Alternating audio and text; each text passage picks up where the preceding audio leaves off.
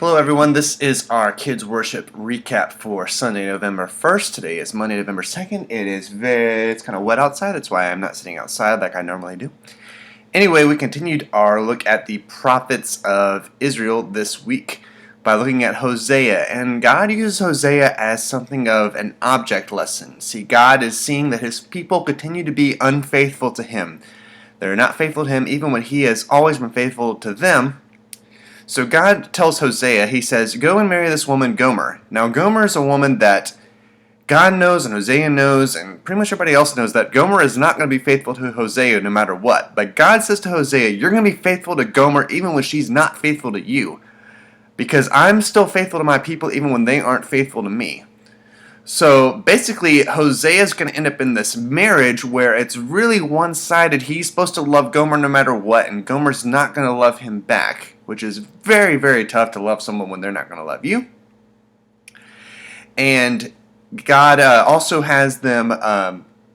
They start having kids, and their kids' names mean things. Now let's focus on one. The first kid's name is Jezreel, which is a warning to the people that they're going to be destroyed by a foreign land, which we know already is the kingdom of Assyria that's going to capture the northern kingdom.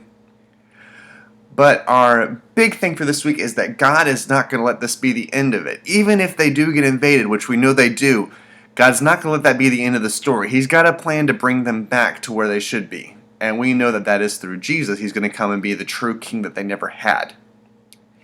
That's going to be the ultimate sign of faithfulness, is the sending of Jesus in his life. Now, parents and life group leaders, for this week, there's an activity that we did not do in kids worship. It's called Whom Do I Love? You can do this a couple different ways. If you're maybe sitting around a table, you can just pass a sheet of paper around and have people at the table one at a time, both kids and adults. You could participate. One at a time, write down the name of someone you love. It could be a family member, a friend, even a pet. And go around a couple times and see what names you've come up with. And if you have several of one family represented, you're probably going to see some duplicate names, which is fine.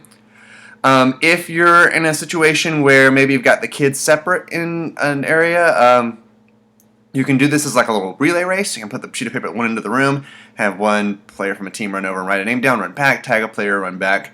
You can do it a couple different ways. You can do this with a life group or with your family. And keep in mind the idea that God is faithful to us even when we aren't faithful to Him.